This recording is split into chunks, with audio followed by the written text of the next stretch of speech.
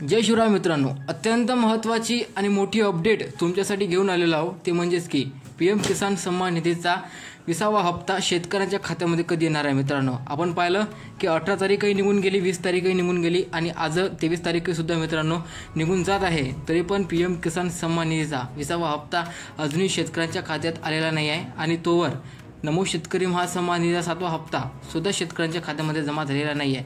तर याचं प्रमुख कारण काय आहे व शेतकऱ्यांच्या खात्यामध्ये हा हप्ता कधी जाहीर होणार आहे हे सर्व अपडेट पाहणार आहोत। तत्पूर्वी तुम्ही जर आपल्या चॅनलवर नवीन असाल त्वरित आपल्या चॅनलला सबस्क्राईब करा आणि बेल आयकॉनवरती सेट करा, कारण की अशाच महत्त्वाच्या व मोठ्या अपडेट तुम्हाला आपल्या चॅनलवरती पाहायला मिळत राहतात। तर मित्रांनो, आपण पाहिलं की आतापर्यंत पीएम किसान सन्मान निधीचे 19 हप्ते आपल्याला यशस्वीरित्या मिळाले आहेत। मित्रांनो, 19 हप्ते आपल्याला कोणत्याही प्रकारचा लेट न होता मिळाले आहेत।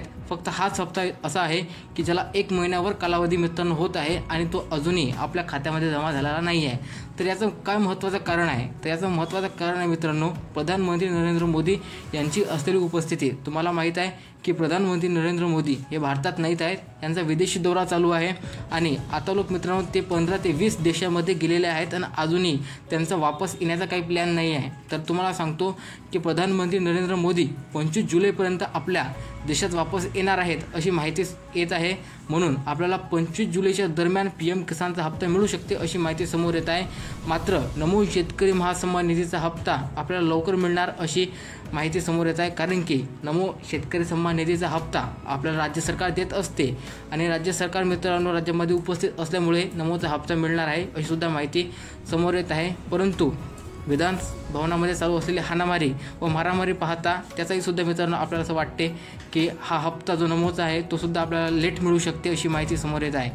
तर राज्यामध्ये आपण जर पाहिलं तर पीएम किसान सन्मान निधीचा हप्ता जेव्हा मिळत असतो तेव्हाच आपल्याला नमो शेतकरी महासन्मान निधीचा हप्ता मिळत असतो मित्रांनो। म्हणून पीएम किसानचा हप्ता जेव्हा मिळेल तेव्हाच नमोचा हप्ता आपल्याला मिळणार आहे अशी सुद्धा माहिती समोर येत आहे। तर हप्ता मिळण्यासाठी आपल्याला काही महत्त्वाची कार्य करावे लागणार आहेत। तर त्यासाठी आपल्याला आपला आधार कार्ड आपल्या बँक अकाउंटला लिंक असणं गरजेचं आहे। सोबतच यशस्वीरित्या आपली नमोची KYC झालेली असावी, पीएमची सुद्धा KYC झालेली असावी आणि एक महत्त्वाचं म्हणजे आपल्याकडे किसान कार्ड असणं गरजेचं आहे। जर किसान कार्ड असेल तरच पीएम किसान सन्मान निधीचा हप्ता आपल्या खात्यामध्ये जाहीर होणार आहे, तर त्याशिवाय आपल्याला हप्ता मिळणार नाही। लक्षात ठेवा, तुमच्याकडे किसान कार्ड असेल तरच तुम्हाला पीएम किसान निधीचा हप्ता मिळणार आहे, नाहीतर नाही मिळणार आहे मित्रांनो। कारण की पीएम किसानचं जे हे कार्ड आहे मित्रांनो, ते कार्ड किसान कार्ड, ते कार्डाचा लय महत्त्वाचा रोल यामध्ये राहणार आहे। शासकीय की कोणत्याही योजना असो त्या तुम्हाला किसान कार्डच्या शिवाय मिळणार नाहीत व यापुढे हप्तेही मिळणार नाहीत आहेत, तर अशी माहिती आहे।